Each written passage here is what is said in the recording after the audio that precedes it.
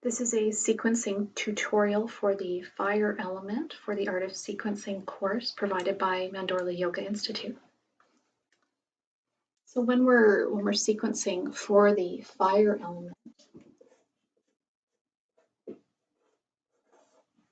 we want to first decide what our intention is going to be. So the Fire Element addresses the Manomaya,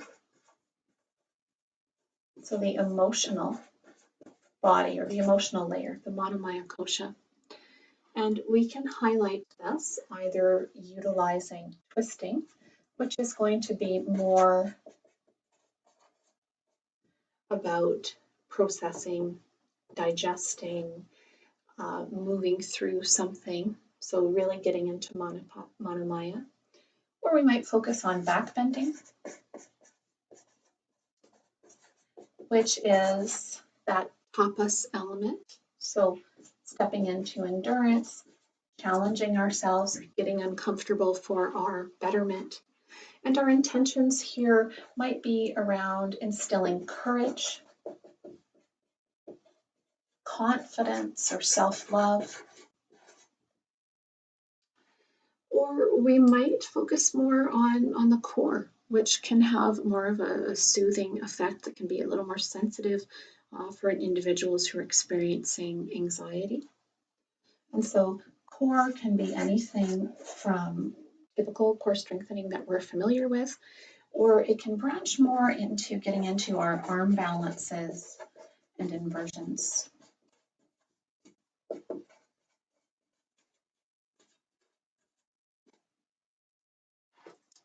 And so when we're sequencing for the fire element, we want to be mindful of that intention. And we're always going to start our practice in the same way.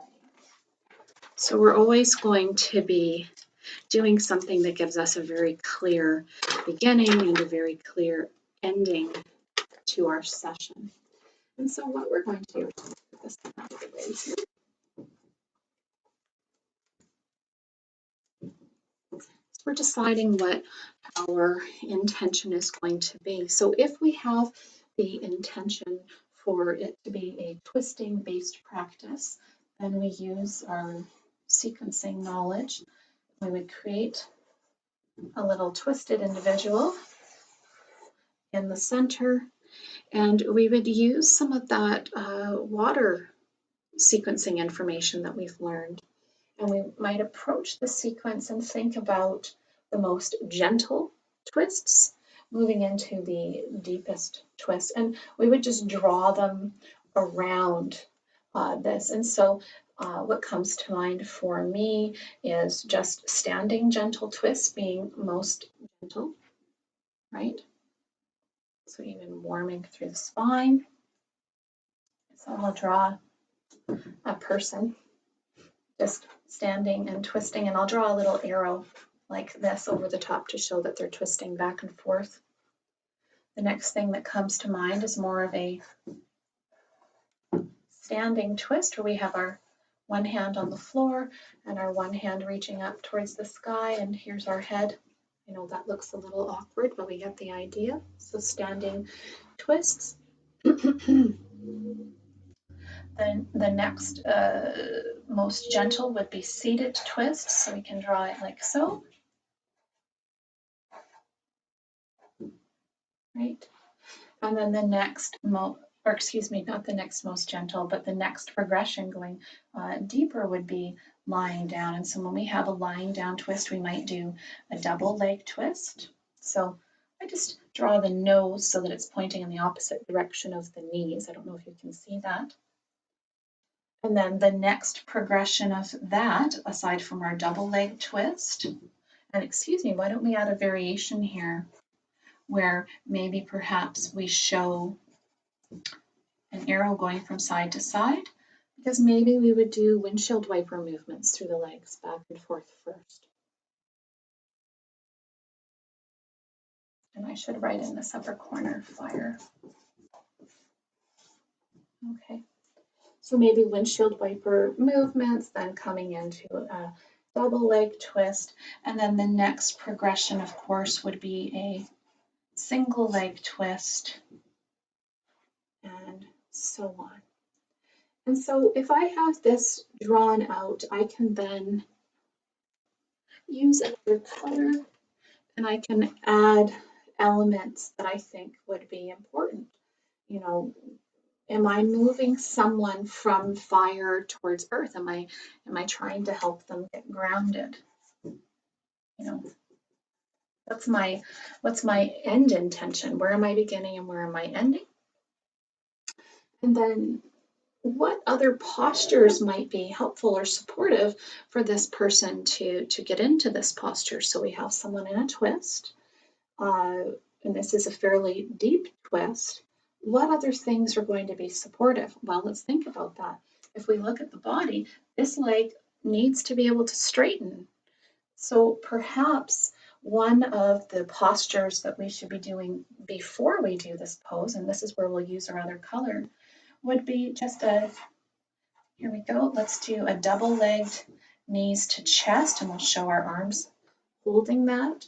And then maybe we would show a single leg, knees to chest, because we're helping the front of that thigh that's extended to relax.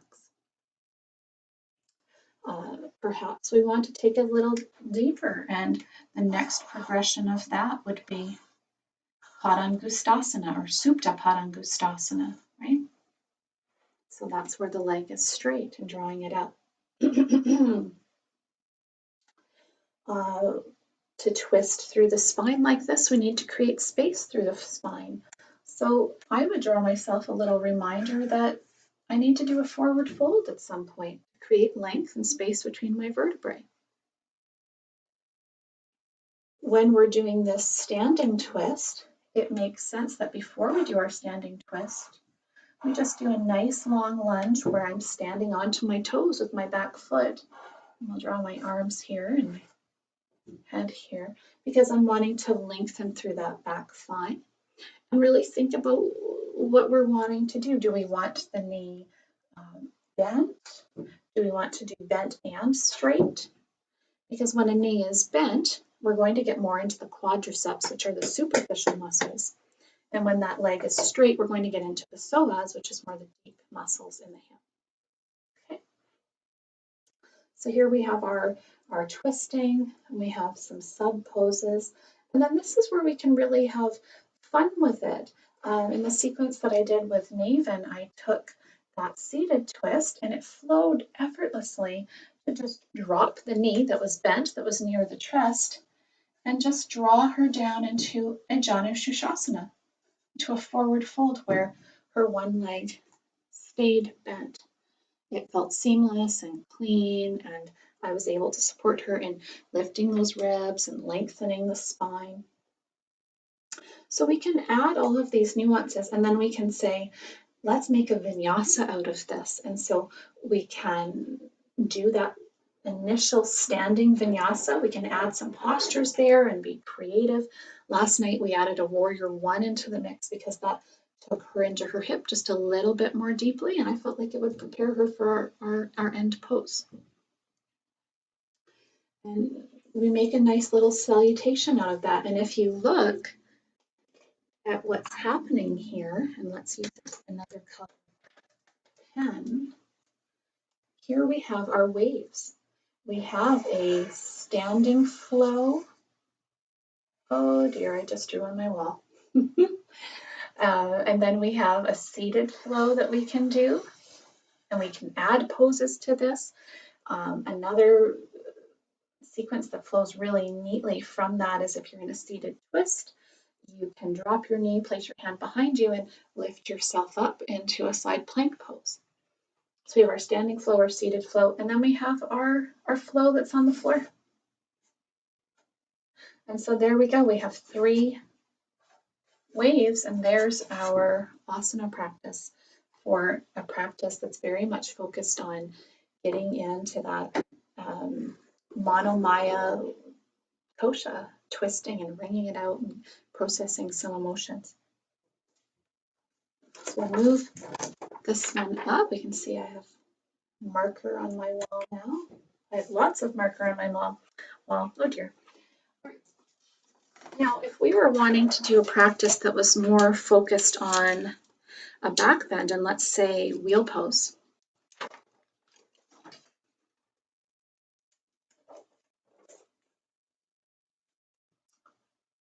Then this is about getting into that tapas and instilling courage. I do want to preempt this by saying that back bends can be anxiety provoking. So really want to have that dialogue and be mindful throughout the practice with our students, whether it's a group or private session. I want to be considerate of how they might be feeling in a posture. So let's say we're doing wheel pose. And that's our back bend posture. Then what we need to think about is the areas that we need to release. And you can write them down with actual words. You don't always have to draw pictures. Or maybe just take another color marker and just think, to get into this posture, I'm going to need to release the front of the thighs here, the quads and the hips. So I just drew a little line there. I'm going to need to release the side of the chest, the front of the chest and into the shoulders. And it's also going to be helpful to get into the side of the body, so into the rib cage. This is something that's not talked about enough, but releasing through the lats, so side body opening, is very, very important to do before you go into a deep back bend. It'll make a big difference in your experience. And so we can think, okay, those are our major areas that we're wanting to warm and release so that we can get into the back bend. And so we want to think about how we might support that. And we don't have to draw it in series. We can also just draw it out quickly so that we're not stifling our creativity, just get it out. So one pose that comes to mind is Anahatasana. And this is where we are having our hips above our knees and our arms are extended out and we're dropping down to the floor and we're allowing the chin to drop up and we're really stretching through this entire front line. So Anahatasana is definitely going to be helpful. It's also a lovely posture that we can do where we come onto hands and knees and we place our elbows onto yoga blocks. And this again is helping me to release and open into the shoulders. You just allow your head to drop through. To get into my quadriceps, and so we could even, categorize it so that we have postures that are more about opening the shoulders, and then just use another pen color for the postures that are going to get us into the hips. And so we might draw here a nice deep lunge. There I am. Okay, so that's getting into the front, and then maybe I would draw that little symbol, so the bent knee and straight knee, so I'm wanting to do both.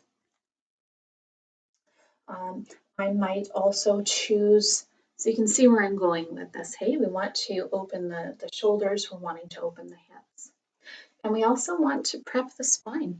We want to warm the spine and support creating space in the vertebrae. So how can we do that?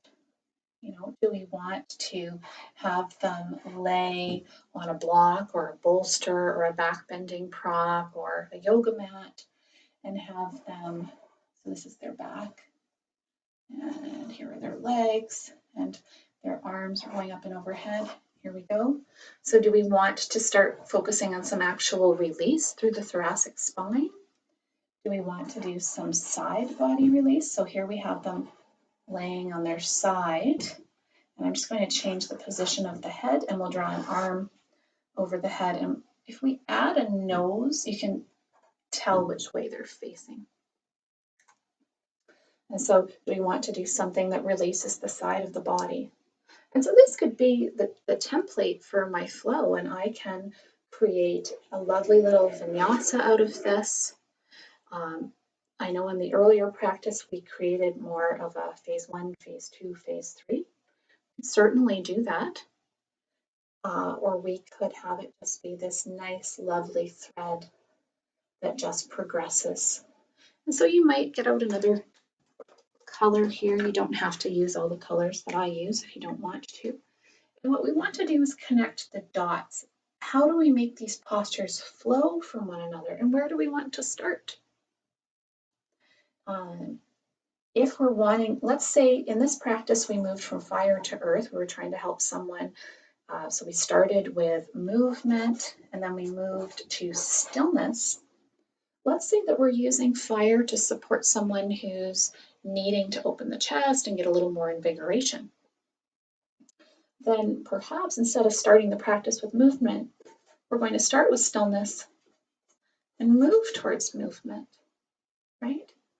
And so we might start with them in, let's say, like in a little child's pose, like so. Honoring where they're at, letting them be in stillness. And then we might move them from child's pose slowly into, I don't know that I would put them right into Anahatasana right away. I think that might be extreme. So maybe we could look at supporting some releases lying on their tummy, doing some myofascial work, just threading and releasing. And there are videos of that for you on your functional anatomy clips. If you go and look, there's a bunch of videos for myofascial release, for releasing the shoulders and chest. So maybe even put a little note for yourself, myofascial release. And then maybe we go into Anahatasana. So we draw it down and open the front chest, or we put the elbows on blocks.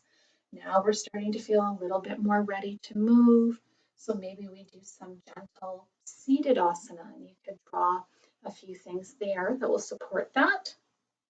So let's just put SA. This is a quick tutorial.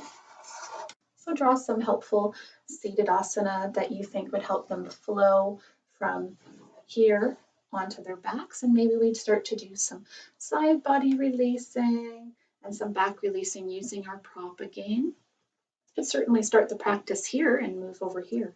It's really up to you. And then perhaps we would move more into Vinyasa and standing Vinyasa. Now, what I would suggest here, we've already started with that lunge. I think from a Vinyasa perspective, what would be really nice after that is to come into a warrior one. And I like this because the warrior one is a back bend. That's a nice back bend. And so we can start to create a flow that is starting to warm the spine. So we're opening the hip, we're opening the spine, we're coming into a baby back bend within our warrior one. And as we do that, let's start flowing down towards the floor using that sun salutation idea to do things like locust pose, where we're engaging the back and starting to open into deeper back bends. And we could progress from locust pose maybe all the way into a bow pose, and so on. And then when we feel ready, and to be quite honest, most people won't be ready for that wheel pose in the first class. Maybe we do this over 6 weeks, and we start to transition them into a wheel pose as they feel ready. And really important here, we want to use intentional language when we're teaching. So we're teaching the intention, not the pose.